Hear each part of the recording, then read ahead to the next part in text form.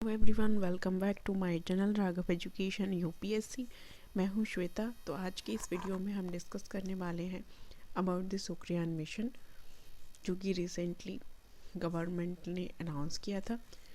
तो आज के इस वीडियो में हम डिस्कस करेंगे। तो अगर आपने चैनल को लाइक से सब्सक्राइब नहीं किया है तो जल्दी से जाके कर दीजिए, ताकि आपको करंट अफेयर से रिलेटेड, एनसीईआरटी सीरीज़ से रिलेटेड या स्टैंडर्ड बुक्स सीरीज़ से रिलेटेड वीडियो मिलती रहें। तो चलिए शुरू करते हैं आज का अपना टॉपिक। तो सबसे पहले हम इस वीडियो में डिस्कस करने वाले हैं about the Shukrayaan mission. An advisor to space science program recently said that Indian Space Research Organization is yet to receive approval from the Indian government for the Venus mission, and that mission could be as a result be postponed to 2031। यानी कि recently जो इसरो के एक adviser ने कहा है कि इसरो को गवर्नमेंट से अप्रूवल अभी मिलने में थोड़ा टाइम लग सकता है मिशन के लिए।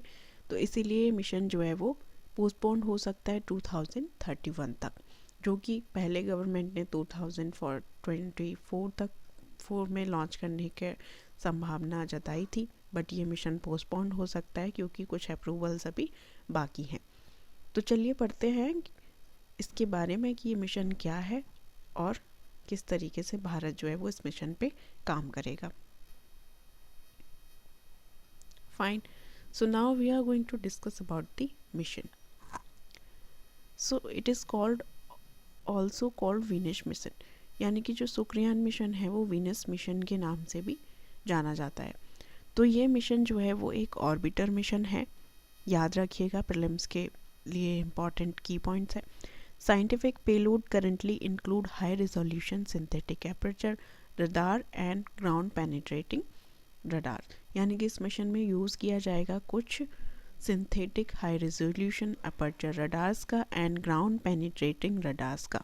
Mission is expected to study Venus geological and volcanic activities.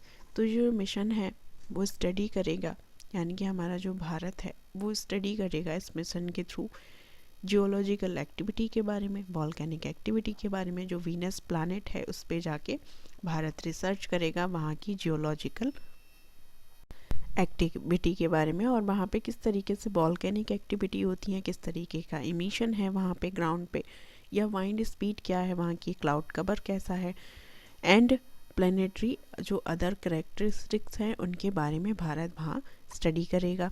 N elliptical orbit optimal launch window from earth to Venus. तो जो एक ऑप्टिमल लॉन्च विंडो के थ्रू अर्थ से लोग वीनस पे यानी कि जाएंगे, इसरो जाएगा वहाँ पे रिसर्च करेगा, और ये जो रिसर्च होगी वो हर 19वें महीने में होगी। Fine. So now we are going to discuss about some key facts about the mission Venus.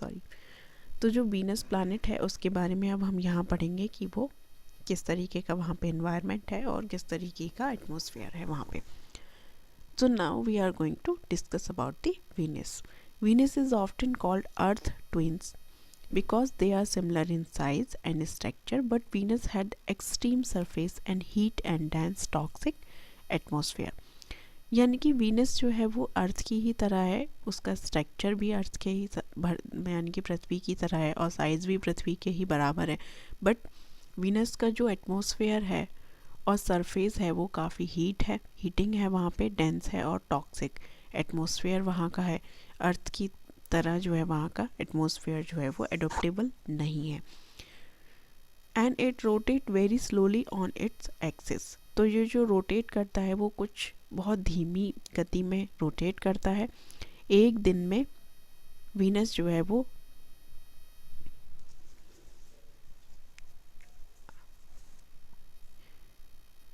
Venus last 243 earth days, यानी कि अर्थ जो जितना चक्कर लगाती है उसका ये 43 डेज में एक चक्कर पूरा करता है।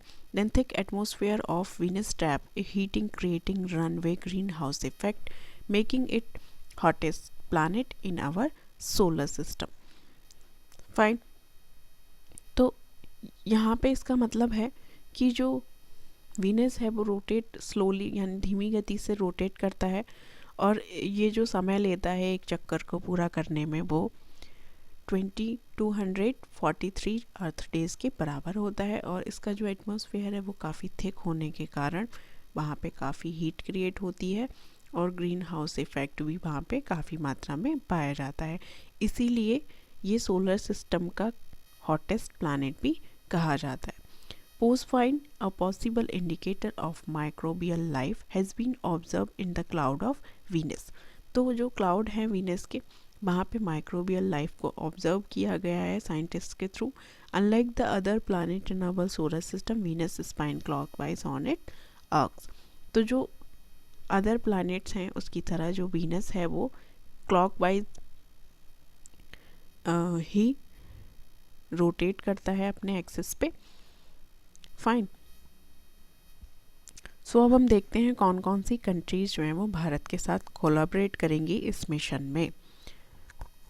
सो collaboration with Russia, France, Sweden and Germany. Swedish Institute of Space Physics is engaged with ISRO for Shukrayaan mission. तो जो इसरो के चेयरमैन हैं उन्होंने 2022 मई में बोला था कि भारत के साथ Russia, France, Sweden, Germany collaborate करेंगे इस मिशन में।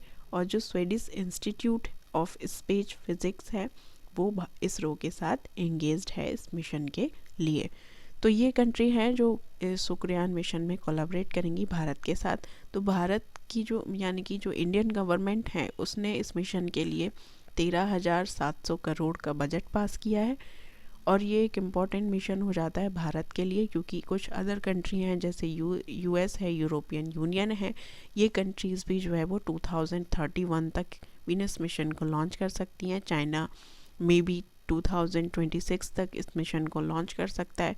तो ये भारत के लिए काफ़ी एक इम्पॉर्टेंट मिशन हो जाता है। भारत को भी इस पे काफ़ी फोकस करना चाहिए, क्योंकि हमारे भारत के लिए इम्पॉर्टेंट क्यों है, क्योंकि वहाँ पे अगर हम स्टडी करेंगे तो कुछ मिनरल्स, कुछ रिसर्च, और भारत के जो साइंटिस्ट हैं वो वहाँ जाके रिसर्च करेंगे। तो भारत को इस पे फोकस करना चाहिए, क्योंकि अदर कंट्रीज़ भी काफ़ी फोकस कर रही हैं इस मिशन के ऊपर।